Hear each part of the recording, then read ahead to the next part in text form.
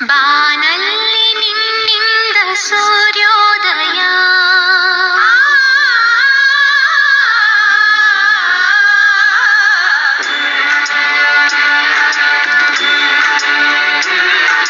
ಬಾನಲ್ಲಿ ನಿನ್ನಿಂದ ಸೂರ್ಯೋದಯ, ಬಾಳಲ್ಲಿ ನಿನ್ನಿಂದ ಅರುಣೋದಯ,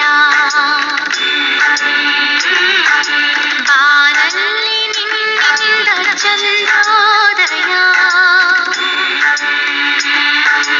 ಆನಂದ ನಿನ್ನಿಂದ ಕರುಣಾಮಯ,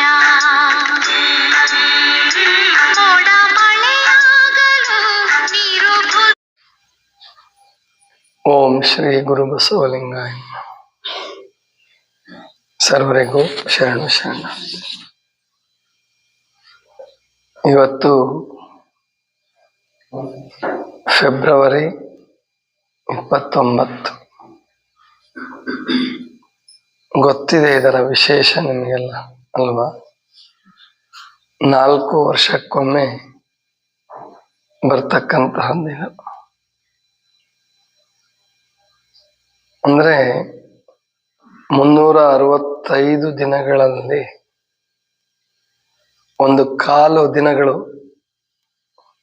ಉಳಿದಿರುತ್ತೆ, ಒಂದು ಕಾಲು ದಿನ ಉಳ್ಕೊಂಡಿರುತ್ತೆ.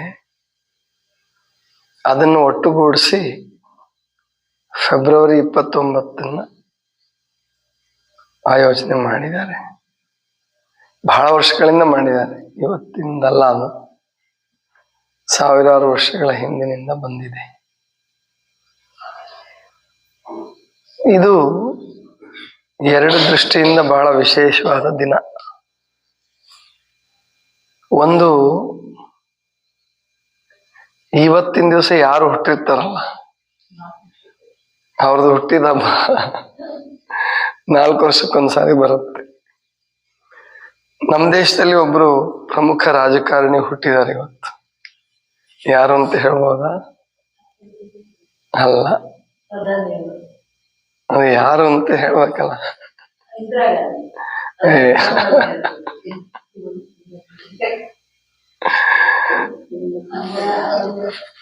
ಅಂದ್ರೆ ಬಹಳ ಜನರಿಗೆ ಗೊತ್ತಿಲ್ಲ ಅಂತ ಆಯ್ತು. ಮೊರಾರ್ಜಿ ದೇಸಾಯಿ. ಮೊರಾರ್ಜಿ ದೇಸಾಯಿ ಅವ್ರದ್ದು ಹುಟ್ಟಿದ ದಿನ 4 ವರ್ಷಕ್ಕೊಮ್ಮೆ ಬರುತ್ತೆ. ಜೊತೆಗೆ ಇನ್ನೊಂದು ವಿಶೇಷ ಏನಪ್ಪಾ ಅಂತಂದ್ರೆ, ಅಮೆರಿಕಾದಲ್ಲಿ ರಾಷ್ಟ್ರಪತಿ ಚುನಾವಣೆ ಅದು ಫಿಕ್ಸ್ಡ್ ಡೇಟ್. ಅಂದ್ರೆ ಯಾವಾಗ 29 ಬಂದಿರುತ್ತೋ ಅದೇ ವರ್ಷ ನವೆಂಬರ್ ತಿಂಗಳಲ್ಲಿ ಏನೋ ಚುನಾವಣೆ ಆಗಂಗೆ ಕಾಣಿಸ್ತದಲ್ಲಿ. ಮುಂದಿನ ಜನವರಿ ತಿಂಗಳು ಅವ್ರಿಗೆ ಬಿಟ್ಕೊಡ್ತಾರೆ. ಹೊಸ ಅಧ್ಯಕ್ಷರು ಬಂದ್ರೆ ಅವರಿಗೆ, ಇಲ್ಲ 2ನೇ ಟರ್ಮ್ಗೆ, 2ನೇ ಅವಧಿಗೆ ಅವಕಾಶ ಇದೆ ಅಲ್ಲಿ. ಆ ಥರ ಏನಾದ್ರು ಗೆದ್ದಿದ್ರೆ ಅವರೇ ಮುಂದುವರಿಸ್ತಾರೆ. ಈ ತರಹ ಪ್ರಪಂಚದಲ್ಲಿ 1-2 ವಿಶೇಷವಾದಂತಹ ಘಟನೆಗಳು. ಅವತ್ತಿಗೆ ಸಾಕ್ಷಿ 29. ಇನ್ನೂ ಬೇರೆ ಘಟನೆಗಳು ಇರಬಹುದು, ಅಥವಾ ಇನ್ನೂ ಕೆಲವರು ಯಾರಾದರೂ ಪ್ರಮುಖರ ಹುಟ್ಟಿದ ದಿನವೂ ಆಗಿರಬಹುದು, ನನಗೆ ಗೊತ್ತಿಲ್ಲ. ಒಟ್ಟಾರೆ ಈ ಪಾಶ್ಚಿಮಾತ್ಯರಿಂದ ನಾವು ಕಲಿಬೇಕಾದ್ದೇನು ಅದನ್ನ ನಾವು ಅರ್ಥ ಮಾಡ್ಕೋಬೇಕು. ಬಹಿರಂಗದ ಜೀವನದ ಒಂದು ಕ್ರಮ ಏನಿದೆಯಲ್ಲ ಅದನ್ನ ತುಂಬಾ ಚೆನ್ನಾಗಿ ಹೇಳ್ಕೊಡ್ತಾರ. ಕೆಲವರು ಅದರಲ್ಲೂ ಪಾಲಿಸೋರಿಲ್ಲ, ಎಲ್ಲರೂ ಪಾಲಿಸ್ತಾರೆ ಅಂತಲ್ಲ. ಅದರಲ್ಲಿ ತುಂಬಾ ಜನ ಭೋಗ ಜೀವಿಗಳಾಗಿ ಭೋಗ ಪ್ರಪಂಚದಲ್ಲಿ ಬಿದ್ದು, ಭೋಗ ಜೀವನ ಅತಿ ಆದ್ರೆ ರೋಗ ಬಂದೇ ಬರುತ್ತೆ. ಅದನ್ನ ಯಾರು ತಪ್ಪಿಸ್ಕೊಳಕ್ಕಾಗಲ್ಲ. ಎಂತಹ ಪರಾಕ್ರಮಿ ಜೀವಿ ಇದ್ರೂ ಕೂಡ, ಎಂತಹ ಒಳ್ಳೆ ಆರೋಗ್ಯವಂತ ಇದ್ದಾನೆ ಅಂದ್ರೂ ಕೂಡ, ಭೋಗ ಜೀವನ ರೋಗದ ಕಡೆ ಕರ್ಕೊಂಡು ಹೋಗ್ತಾನೆ. ಅದನ್ನ ಸಮನ್ವಯಗೊಳಿಸಿದವರು ಅಂದ್ರೆ ಅಂತರಂಗದ ಜೀವನ ಅದೇ ಮುಖ್ಯ, ಬಹಿರಂಗದ ಜೀವನ ಅದಕ್ಕೆ ಪೂರಕ. ಅಂತರಂಗ ಜೀವನದ ಸಾಧನೆಗೆ ಬಹಿರಂಗದ ಜೀವನ ಅಥವಾ ಬಹಿರಂಗದ ಶರೀರ ಪೂರಕ ಅಂತ ಹೇಳಿ ಯೋಗ ಮಾರ್ಗವನ್ನ, ಸಾಮರಸ್ಯದ ಮಾರ್ಗವನ್ನ, ಮೋಕ್ಷ ಮಾರ್ಗವನ್ನ ಕಲ್ಪಿಸಿದವರು ನಮ್ಮವರು, ಅಂದ್ರೆ ಭಾರತೀಯರು. ಇವ್ರಿಗೆ ಬೈಬಲ್ ಹೇಳ್ಕೊಟ್ಟಿದ್ದಾಗ್ಲಿ ಅಥವಾ ಅವರು ಮೂಲ ನಂಬಿಕೆ ಅಂದ್ರೆ ಅರಿಸ್ಟಾಟಲ್ ಕಾಲದಿಂದ ಪರಮಾತ್ಮ ಅನ್ನುವಂಥವನು ಹೊರಗಿದ್ದಾನೆ ಹೇಳ್ತಾರೆ. ಎಲ್ಲೋ ಒಂದೊಂದ್ಸರಿ ಹೊಸ ಒಡಂಬಡಿಕೆಯಲ್ಲಿ ಕಿಂಗ್ಡಮ್ ಆಫ್ ಗಾಡ್ ಈಸ್ ಇನ್ವರ್ ಅಂತ ಹೇಳಿ, ಅಂದ್ರೆ ನಿನ್ನೊಳಗೆ ಇದೆ, ದೈವಿ ಸಾಮ್ರಾಜ್ಯ ನಿನ್ನೊಳಗಡೆ ಇದೆ. ಅದನ್ನು ಕೂಡ ಅವರು ಕೇವಲ ನೈತಿಕ ವಿಷಯ, ಮೊರಾಲಿಟಿ, ಸದ್ಗುಣಗಳ ವಿಷಯ ಇದನ್ನೇ ಹೇಳ್ಕೊಂಡ್ರೆ ಹೊರತು ಇದೇ ಪರಮಾತ್ಮನ ಅಂಶ, ಈ ಪರಮಾತ್ಮನ ಅಂಶ ನಿನ್ನೊಳಗಡೆ ಇದೆ, ನೀನು ಪರಮಾತ್ಮನೇ ಅನ್ನುವ ಧೈರ್ಯ ಅಥವಾ ಅಷ್ಟು ಮುಂದುವರಿಲಿಲ್ಲ ಅವರು ಸ್ಪಿರಿಚುವಲ್ ಲೈನ್ನಲ್ಲಿ ಅಂತ ಕಾಣುತ್ತೆ. ಅವ್ರಿಗೇನೋ ವಿಶೇಷ ಅನುಭವ ಆಗಿದೆ, ಅಲ್ಲೂ ಕೆಲವ್ರಿಗೆ ಆಗಿಲ್ಲ ಅಂತಲ್ಲ. ಸಂತರುಗಳಿಗೆ ಅದು ಎಲ್ಲರ ಸ್ವತ್ತು, ಆ ಆನಂದ ಇದೆಯಲ್ಲ. ಕೆಲವರು ಪ್ರಯತ್ನ ಪೂರ್ವಕವಾಗಿ ಇದೇ ಜನ್ಮದಲ್ಲಿ ಸಾಧಿಸ್ತಾರೆ, ಕೆಲವರಿಗೆ ಈ ಜನ್ಮದ ಸಾಧನೆಯ ಫಲವಾಗಿ ಮುಂದಿನ ಜನ್ಮದಲ್ಲಿ ಸುಲಭವಾಗಿ ಸಿಕ್ಬಿಡುತ್ತೆ. ಆ ಥರದವರು ಕೆಲವರು ಇದ್ದಾರೆ, ಅಲ್ಲೂ ಕೂಡ ಇದ್ದಾರೆ. ಅವರೇನು ಬಹಳ ಈ ಜನ್ಮದಲ್ಲಿ ತುಂಬಾ ಪ್ರಯತ್ನ ಪಟ್ಟು ಗವಿಗಳಲ್ಲಿ ಸೇರಿ ತಪಸ್ ಮಾಡಿ ಉಪವಾಸ ಮಾಡಿ ಆ ಥರ ಮಾಡಿದವ್ರಲ್ಲ. ಅವ್ರಿಗೆ ಯಾವುದೋ ಒಂದು ಸಂದರ್ಭದಲ್ಲಿ ಸೈಂಟ್ ಆಗಸ್ಟಿನ್ ಅಂತ ಬರ್ತಾನೆ, ಸೈಂಟ್ ಪಾಲ್ ಅಂತ ಬರ್ತಾನೆ, ಸೈಂಟ್ ಲಾರೆನ್ಸ್ ಅಂತ ಬರ್ತಾನೆ. ಇವರಿಗೆಲ್ಲ ವಿಶೇಷ ಅನುಭವಗಳಾದವು. ಇನ್ನು ಯೇಸು ಕ್ರಿಸ್ತನ ವಿಷಯದಲ್ಲಿ ಬಂದಾಗ ಅವನು ಹಿಮಾಲಯಕ್ಕೆ ಬಂದು ಸಾಧನೆ ಮಾಡಿ ಅಲ್ಲಿ ಹೋಗಿ ಉಪದೇಶ ಮಾಡ್ದ ಅಂತ ತಿಳ್ಕೊಂಡು ಅನೇಕ ಜನ ಇವತ್ತಿಗೂ ನಂಬ್ತಾರೆ.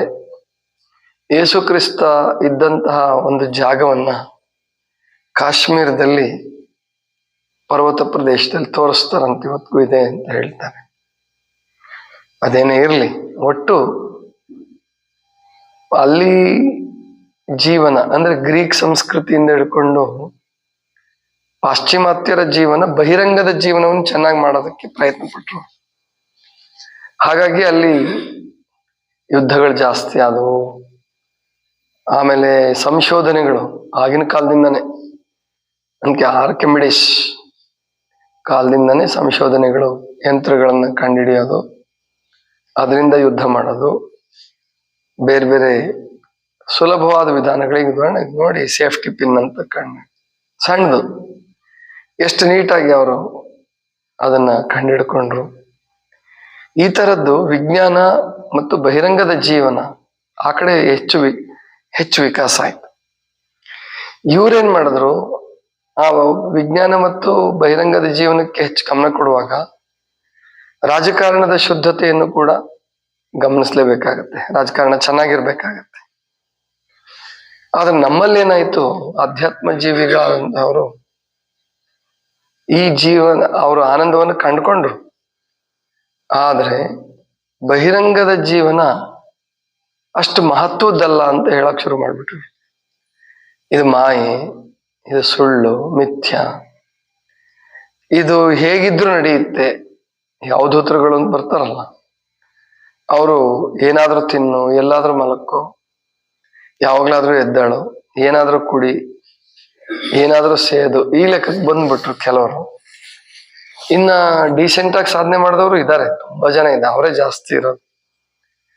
ಗಾಂಭೀರ್ಯವನ್ನ ಬೆಳೆಸ್ಕೊಂಡು ಆಶ್ರಮಗಳನ್ನು ಕಟ್ಕೊಂಡು ಹಿಮಾಲಯದ ಭಾಗದಲ್ಲಿರ್ಬೋದು ಅಥವಾ ನದಿ ತಟಗಳಲ್ಲಿ ಆಶ್ರಮಗಳನ್ನು ಕಟ್ಕೊಂಡು ತಮ್ಮ ಅನುಯಾಯಿಗಳಿಗೆ ತಾವು ಕಂಡಂತಹ ಸತ್ಯವನ್ನ, ಅದು ಯೋಗ್ಯ ಅಧಿಕಾರಿಗೆ ಮಾತ್ರ, ಎಲ್ರಿಗೂ ಹೇಳಕ್ ಆಗ್ತಿರ್ಲಿಲ್ಲ, ಅದು ಹೇಳಕ್ ಕಷ್ಟನೂ ಆಗ್ತಿತ್ತು. ಯೋಗ್ಯ ಅಧಿಕಾರಿಗಳಿಗೆ ಹೇಳ್ಕೊಡ್ತಾ ಬಂದ್ರು. ಆದ್ರೆ ಅವ್ರೆಲ್ಲರ ಜೀವನದಲ್ಲಿ, ಎಲ್ಲರ ಮನಸ್ಸಿನಲ್ಲಿ ಇದ್ದಿದ್ದು ಬಹಿರಂಗದ್ದು ಮಹತ್ವದ್ದಲ್ಲ, ಅದು ಮಾಯೆ. ಅದಕ್ಕೆ ವಿರುದ್ಧವಾಗಿ ಪಾಶ್ಚಿಮಾತ್ಯರು ಮಾಡಿದ್ದ ಅಂತರಂಗದ ಮಹತ್ವದ್ದಲ್ಲ.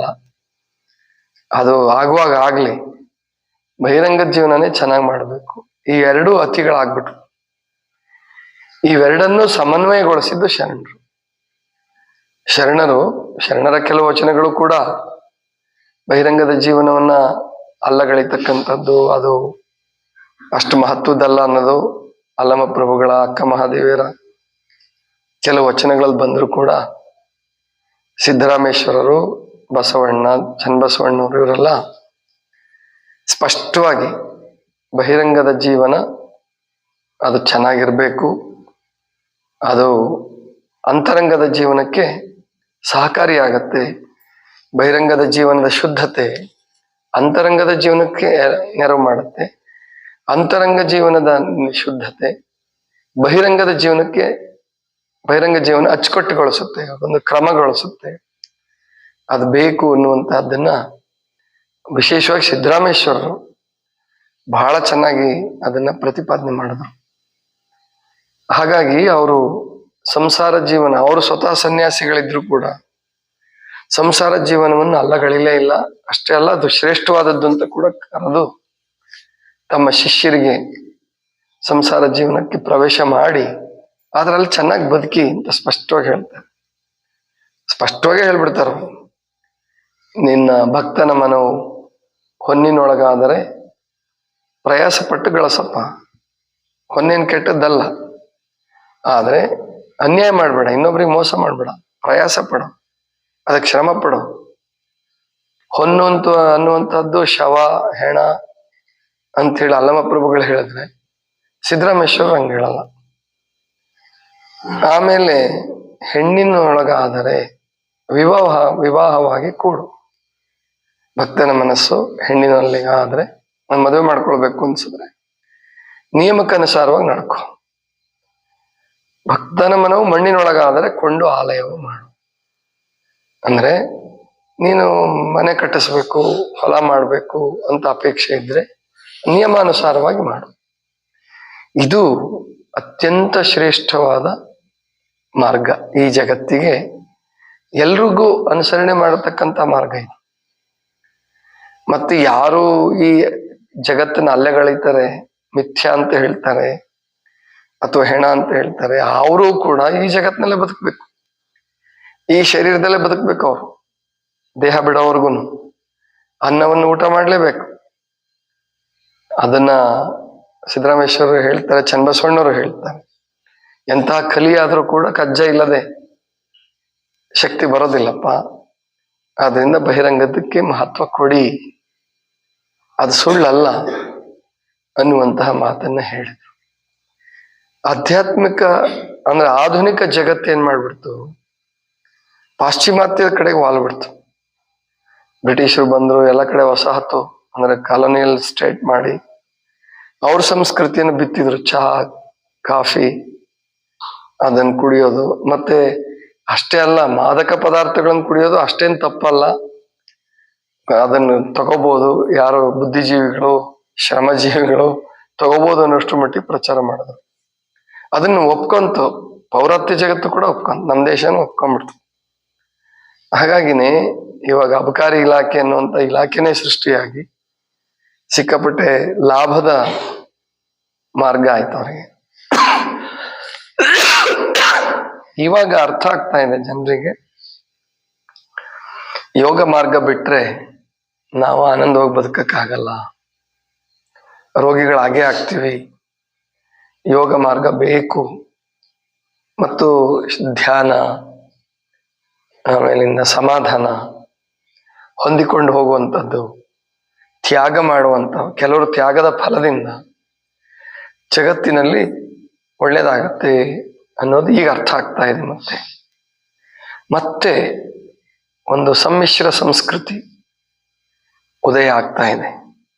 ಪಾಶ್ಚಿಮಾತ್ಯರಲ್ಲಿರುವ ಒಳ್ಳೆಯ ಗುಣಗಳು, ಪೌರಾತ್ಯರಲ್ಲಿರ್ತಕ್ಕಂಥ ಆಧ್ಯಾತ್ಮಿಕ ಭಾವನೆಗಳು, ಆಧ್ಯಾತ್ಮಿಕ ನಿಯಮಗಳು, ಅವುಗಳನ್ನು ತಗೊಂಡು ಒಂದು ಕ್ರಮ, ಶಿಸ್ತು, ಅಚ್ಚುಕಟ್ಟು, ಅಂದ್ರೆ ಬಟ್ಟೆ ಹಾಕೊಳ್ಳಿ, ಒಳ್ಳೆ ಬಟ್ಟೆ ಹಾಕೊಳ್ಳಿ, ಅದರಲ್ಲಿ ಅತಿ ಮಾಡಬೇಡಿ. ಇನ್ನು ಬಹಿರಂಗ ಧ್ಯಾನ ಬಿಡಬೇಡಿ. ಈ ರೀತಿ ಕಲಿಸುವಂತಹ ಕೆಲವು ಪಂಥಗಳು ಅಲ್ಲಲ್ಲಿ ಹುಟ್ಕೊಂಡು, ಆದ್ರೆ ಏನಾಗಿದೆ, ಅದು ಕೂಡ ಕೇವಲ ಸಭೆ ಸೇರಿ ಸಾಮೂಹಿಕ ಧ್ಯಾನ ಮಾಡಿ ಮುಗಿಸ್ಬಿಡೋದು. ವೈಯಕ್ತಿಕವಾಗಿ ಶಕ್ತಿ ಸಂಪನ್ನರಾಗಬೇಕು. ಇದು ಭಾರತೀಯರದು ಕೊನೆಯದು. ಶಕ್ತಿ ಸಂಪನ್ನರಾಗಿ ನಿಮ್ಮ ಜೀವನವನ್ನು ಚೆನ್ನಾಗಿ ಮಾಡ್ಕೊಳ್ಳಿ. ಆ ಶಕ್ತಿ ಸಂಪನ್ನರಾಗಬೇಕಾದ್ರೆ ನೀವು ಕೆಲವು ದಿನನಾದರೂ ಅಂತರಂಗದಲ್ಲಿ ಗುಪ್ತವಾಗಿ ಜೀವನ ಮಾಡಲೇಬೇಕು. ಪ್ರಚಾರ, ಅತಿ ಕೀರ್ತಿ ಇವೆಲ್ಲ ಬೇಗ ನೀವು ಬಯಸಿದ್ರೆ ಅಂತರಂಗದ ಸಾಧನೆ ಆಗಲ್ಲ. ಅದನ್ನ ಅರ್ಥ ಮಾಡ್ಕೋಬೇಕು ನಾವು.